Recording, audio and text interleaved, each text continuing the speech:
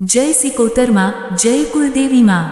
મિત્રો, સિકોતર માતાને પૂજતા ભક્તોએ એક વાત ખાસ ધ્યાનમાં રાખવાની છે। આ વાત યાદ રાખો કે સિકોતર માતાને કેવી રીતે પૂજવી, કેવી રીતે નિવેદ કરવો અને કેવી રીતે સેવા પૂજા કરવી, આ બધું ખૂબ જ મહત્વનું છે। જો તમે સિકોતર માતાનું સાચા ભાવથી ધ્યાન રાખશો, તેમના દીવાના અને મંદિરની યોગ્ય રીતે સંભાળ રાખશો અને તમારા પૂર્વજો, દાદા વડીલોએ જે રીત રિવાજ અને બંધારણ બનાવ્યું છે તે મુજબ સેવા પૂજા કરશો, તો સિકોતર માતા તમારી ઉપર કૃપા વરસાવશે અને તમારી મનની ઈચ્છાઓ પૂર્ણ કરશે। કુળદેવીની કૃપાથી સિકોતર માતાનું સતત ફળ આપે છે। જો તમે સિકોતર માતાને પ્રસન્ન કરો, તેમના નામે ભોજન, પ્રસાદ, અન્નદાન અથવા દાન દક્ષિણા કરો, તો નિશ્ચિત રીતે તેઓ રાજી થાય છે અને તમારા કાર્યો સિદ્ધ થાય છે। હવે સમજીએ કે સિકોતર એટલે શું। સિકોતર એટલે આપણા કુટુંબમાં કોઈ દીકરી જે નાની ઉંમરે જેમ કે 5, 10 અથવા 20 વર્ષની ઉંમર પહેલાં અકસ્માત કે અન્ય કારણસર અવસાન પામે તો તેની આત્માને સિકોતર કહેવાય છે। નાની ઉંમરની દીકરી હોય તો તેને બાળ સિકોતર કહેવામાં આવે છે।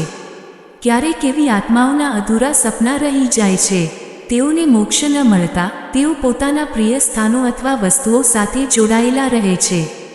એ પરિસ્થિતિને લોકો સિકોતર તરીકે ઓળખે છે। જો તમને લાગે કે આવી કોઈ શક્તિ છે, તો પ્રથમ તેની ખાતરી માટે પ્રાર્થના અને શ્રદ્ધાથી પ્રમાણ માંગવું જોઈએ। જ્યારે તમને સ્પષ્ટ સંકેત મળે ત્યારે વડીલોની સલાહ અને કુળદેવીની આજ્ઞા લઈને તેને પૂછવી જોઈએ।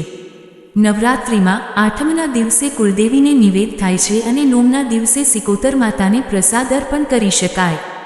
જો ભૂલાઈ જાય તો પૂનમના દિવસે પણ કરી શકાય। સુખડી, ચોખા, ગોળ જેવા પ્રસાદ અર્પણ કરવાથી માતા પ્રસન્ન થાય છે। જ્યારે તમે નિયમિત રીતે સેવા પૂજા કરો છો, ત્યારે જીવનમાં ધીમે ધીમે સુધારો આવે છે અને દરેક કાર્યમાં સફળતા મળે છે। પરંતુ આ માટે જીવનમાં શુદ્ધતા જરૂરી છે। વ્યસનથી દૂર રહેવું, ઘરમાં સારા સંસ્કાર જાળવવા, ખોટા ઝઘડા અને અભદ્ર વાતાવરણથી દૂર રહેવું, સારા લોકોની સંગતમાં રહેવું। જો તમે દાન, મદદ, અન્નદાન અથવા કોઈને શિક્ષણમાં સહાય કરો તો એ પણ ખૂબ મોટું પુણ્ય છે। આવા સારા કાર્યો કરવાથી માતાની કૃપા વધુ મળે છે। સાચી શ્રદ્ધા, સારા સંસ્કાર અને નિયમિત સેવા પૂજા દ્વારા જીવનમાં સુખ શાંતિ આવે છે અને પરિવાર ખુશહાલ બને છે। અંતમાં રોજ દીવો પ્રગટાવી જય સિકોતર માં કહી પ્રાર્થના કરો અને પૂર્વજોના રીત રિવાજ મુજબ ચાલો। નિશ્ચિત રીતે તમને સફળતા મળશે। જય માતાજી।